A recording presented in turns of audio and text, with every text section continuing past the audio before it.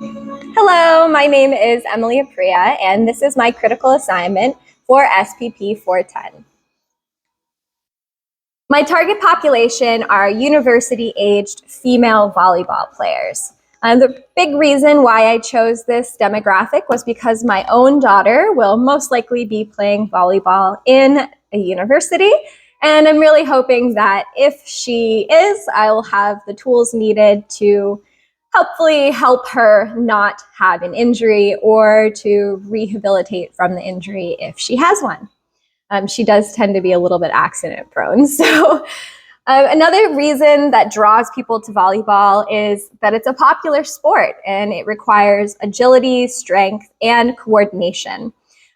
University level volleyball offers a lot of benefits, namely physical fitness, skill development, and opportunities for teamwork and competition.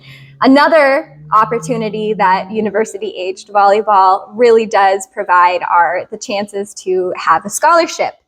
We all know how expensive college is, and having a sport that you're good at, that you can get paid to go to college to do, is always a success.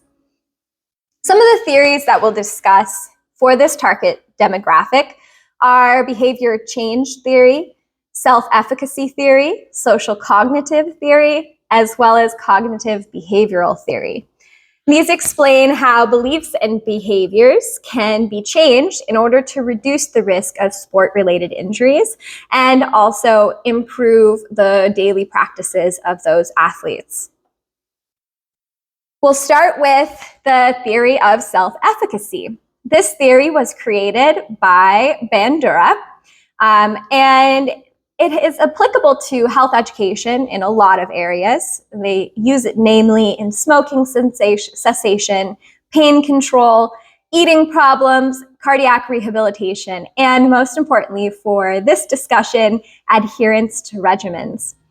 Self-efficacy theory was proposed by Albert Bandura, and it emphasizes an individual's belief in their ability to perform specific tasks or behaviors.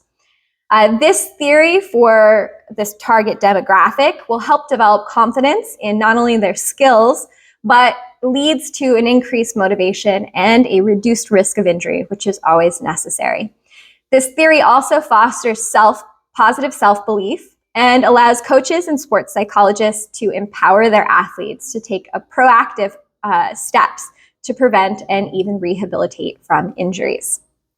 Moving on to social support theory. Social support theory highlights the importance of social relationships and networks in promoting the well-being of an athlete and reducing their stress. For this demographic, social support typically comes from teammates, coaches, and sports professionals in their life, as well as their families, and is crucial for preventing and rehabilitating injuries. Having a supportive environment produces emotional and practical assistance for the athlete and helps them cope with physical and psychological challenges that come along with injury recovery. Social support coming in the form of team camaraderie typically is what you're going to see for this demographic. But examples of benefits for social support theory are personal competence, health maintenance behaviors, effective coping behaviors, which are really important for female university players, as well as a perceived level of control over their own life and their recovery, a sense of stability, and recognition of self-worth, as well as decreased levels of depression and anxiety. Next, we'll go on to goal-setting theory. Goal-setting theory emphasizes the importance of setting specific, challenging, and attainable goals to enhance motivation and performance. In the context of this demographic, university-aged female volleyball players, it helps athletes stay focused and motivated during injury prevention and the rehabilitation process. Setting short-term and long-term goals can aid in adherence, but it's important to promote that psychological well-being and facilitate a successful return to sport at the end of the day.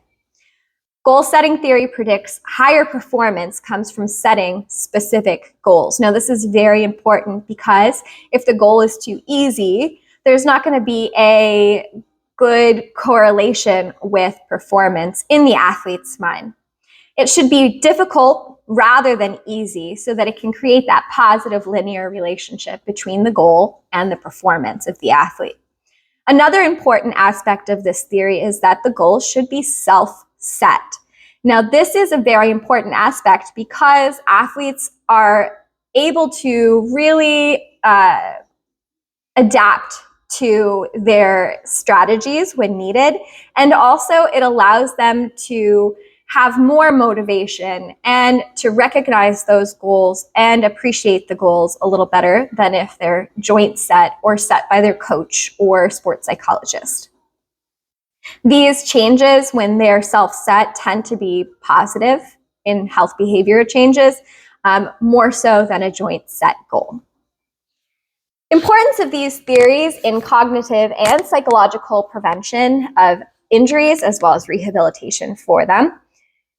These theories are we've discussed self-efficacy, social support, and goal setting. They're essential in understanding and addressing sport-related injuries among this demographic.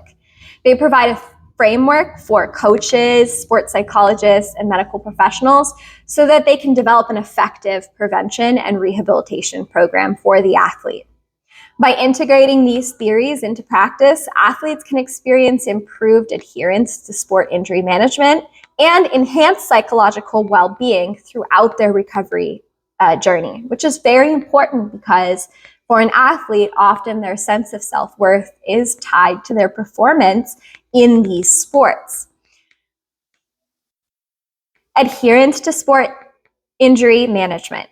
Adherence to sport injury refers to an athlete's competence with the treatment plans and rehabilitation protocols.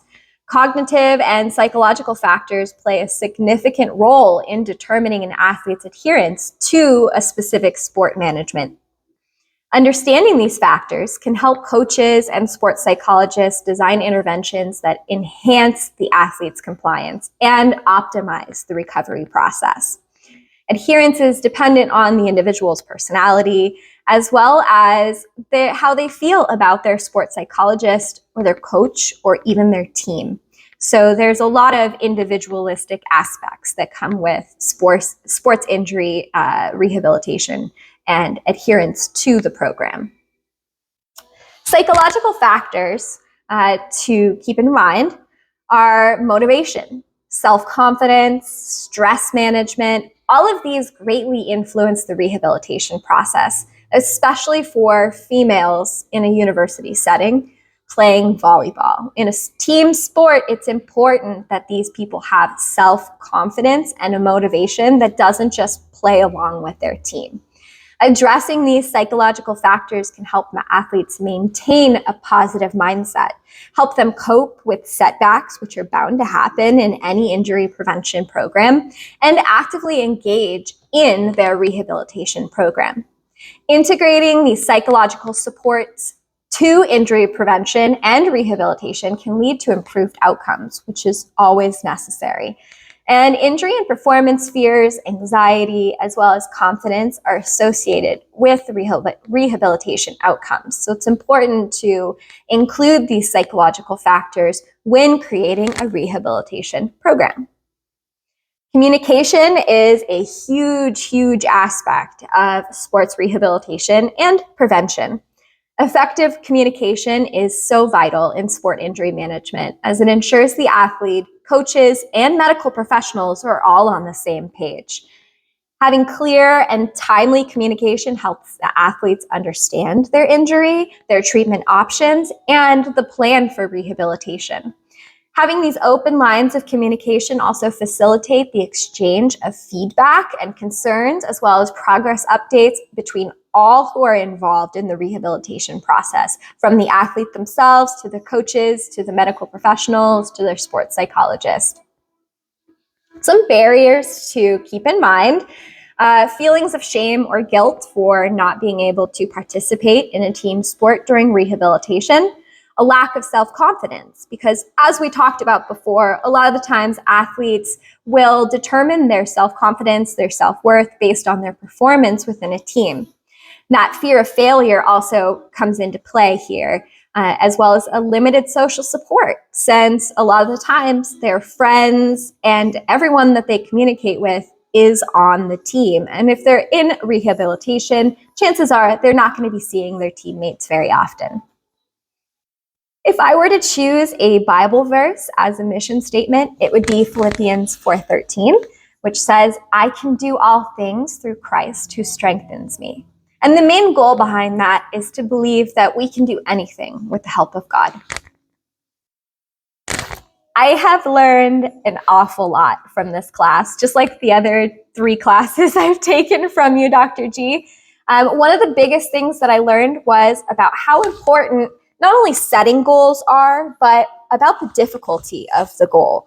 Oftentimes when I work with my clients, I tend to have them set specific goals that are timely, but I also usually make them a little bit easier. And my thought process was that if the goal is easier, it will be easier for the person to accomplish, and thereby giving them a boost of self-confidence.